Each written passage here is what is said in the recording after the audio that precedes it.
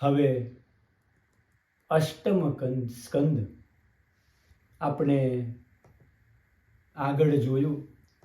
સપ્તમ સ્કંદમાં ઉત્તમ ધર્મ પંચાધ્યાય સાથે એ સ્કંદ પૂર્ણ.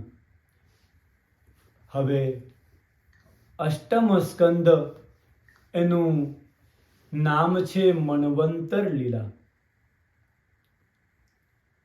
અને ઠાકુરજીના દક્ષિણ સ્તન સાથે સરખામણી. તો અષ્ટમ સ્કંદમાં મન્વંતરોનું ઉત્તમ નિરૂપણ કરેલું છે. પ્રત્યેક મન્વંતરમાં ભગવાન વિવિધો રૂપ અવતાર ધારણ કરે છે. મન્વંતર બદલાય એટલે ઇન્દ્ર બદલાય, મનુ બદલાય, સપ્તર્ષિ પણ બદલાય. અત્યારે જે ઇન્દ્ર ચાલે છે એ પુરંદર નામનો ઇન્દ્ર છે. સચી અને પુરંદર ભૂદેવો જ્યારે પૂજન કરાવે ને ત્યારે ભગવાનના નામ સ્મરણ શરૂઆતમાં કરે ને ત્યારે બોલે સચી પુરંદરાભ્યાન નમઃ. યા પુરંદર એ જે ઇન્દ્ર છે. અત્યારે 7મો મન્વંતર ચાલે છે.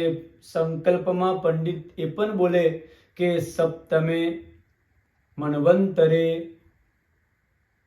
આ બ્રહ્માજીના એક દિવસમાં 14 મનુઓ બદલાય છે.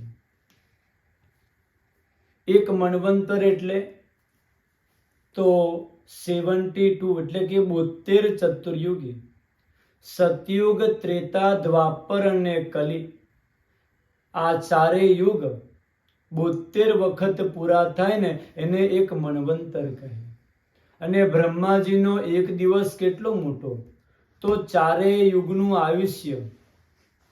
તો કલયુગનું 4,32,000, દ્વાપરનું એનાથી ડબલ એટલે કે 8,64,000, ત્રેતા એનાથી 3 ગણા, સતયુગના 4 ગણા. આમ ચારેય યુગ એનું આયુષ્ય કેટલું, તો આની ગણતરી થાય છે 43,20,000 વર્ષ. આપણા માનવોના 43,20,000 વર્ષ પૂરા થાય ને તેને એક ચતુર્યુગી કહેવાય. એટલે 4 યુગ પૂરા થાય. આ 4 યુગ 1,000 વખત પૂરા થાય ને ત્યારે બ્રહ્માજીનો એક દિવસ થાય. અને આટલા જ મોટી બ્રહ્માની રાત. આવા બ્રહ્માજીનું 100 વર્ષનું આયુષ્ય છે. અને અત્યારે બ્રહ્માજીના 50 વર્ષ પૂર્ણ થયા છે. અત્યારે 28મો કલયુગ ચાલે છે. અને આ કલયુગના ફક્ત 5,125 વર્ષ પૂરા થયા. સંકલ્પમાં બ્રાહ્મણ બોલે કલિયુગે કલિ પ્રથમ ચરણે. અત્યારે જો પ્રથમ ચરણ ચાલી રહ્યું છે. આ પ્રમાણે કાળની ગતિ બતાવી. 14 મનુ બ્રહ્માજીના એક દિવસમાં થાય. તો અત્યારે 7મો મન્વંતર ચાલે. પ્રત્યેક મન્વંતરના વિવિધ ઠાકુરજીના અવતાર થાય. એક વખતે ભગવાને શ્રી હરિ એમને અવતાર લીધો અને ગ્રાહથી ગજેન્દ્રનો ઉદ્ધાર કર્યો.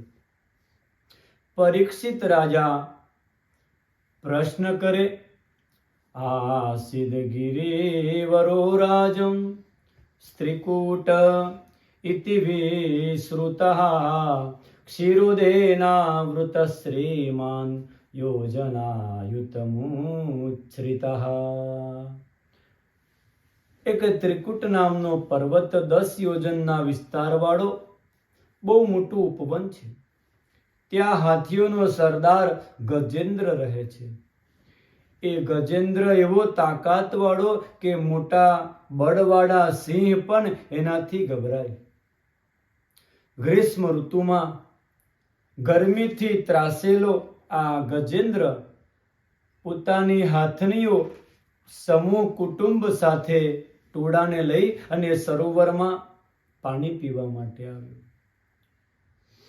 ત્યાં આવી પાણી પીધું અને બધા ભેગા થઈ જલ ક્રીડા કરવા લાગ્યા.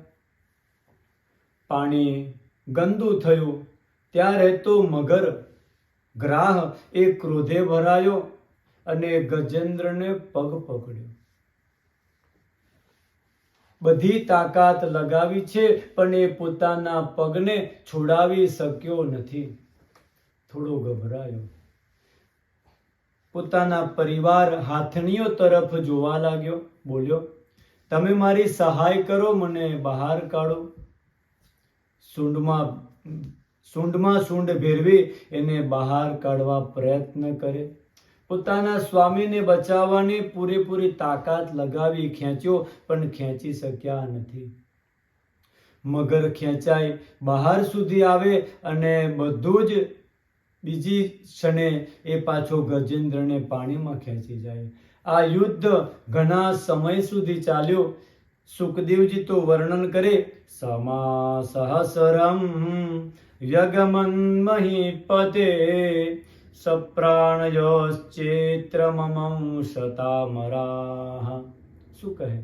સમા સહસ્રમ, 1000 વર્ષ સુધી આ યુદ્ધ ચાલ્યું. ગજેન્દ્ર બહાર આવે, પાછું મગર અંદર ખેંચી જાય. હવે લાગ્યું ગજેન્દ્રને કે હવે બચી શકાશે નહીં. એક એક કરીને બધી જ હાથનીઓ વન તરફ ચાલવા લાગી. હાથીએ બૂમ પાડી ગજેન્દ્રએ કે દેવીઓ, મને સંકટમાં એકલો મૂકીને ક્યાં જાઓ છો?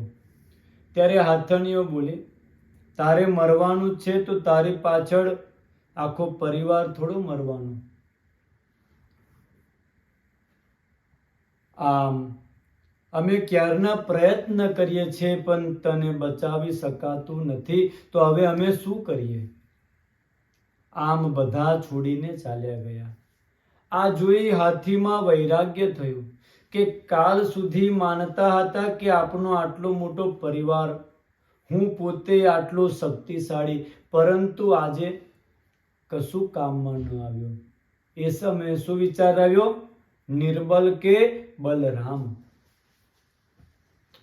આપનું બળ હોય છે ત્યારે ભગવાન જોયા કરે. ભગવાન કહે, હું રક્ષા તો કરું, પરંતુ મારે રક્ષણ માટે યાદ તો કર. રક્ષામ પેક્ષામ અપેક્ષતે. અપેક્ષા કરે છે. જ્યારે બધાથી હતાશા થઈ ને, ત્યારે એને ભગવાન હરિને યાદ કર્યા.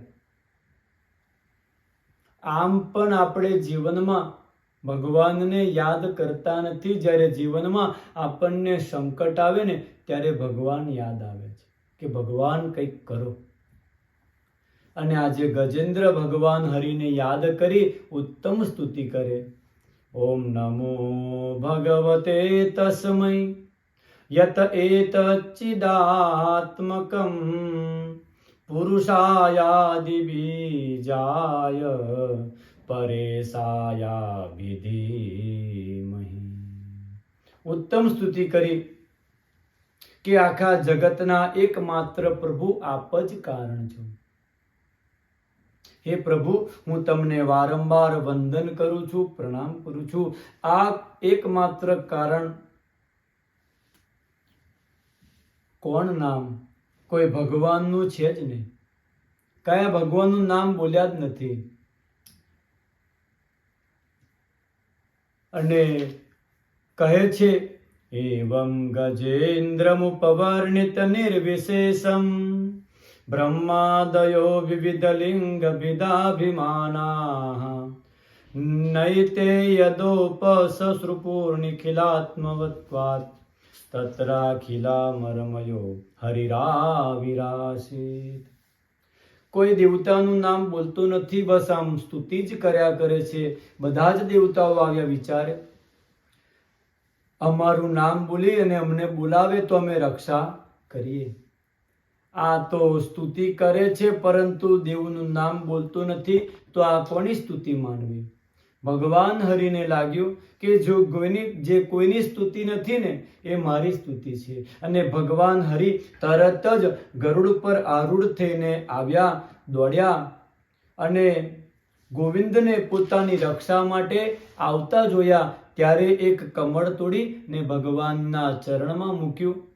અંતે ભગવાનનું નામ બોલ્યા. સોંત સરસ્યુરુબલેન ગૃહીત આર્તો દૃષ્ટા ગુરુત્મતિ હરિમ ઉપાત ચક્રમ ઓક્ષેપ્ય સાંબુજકરમ ગિરમાહ કૃચ્છ્રાદ નારાયણાખિલ ગુરો ભગવન નમસ્તે.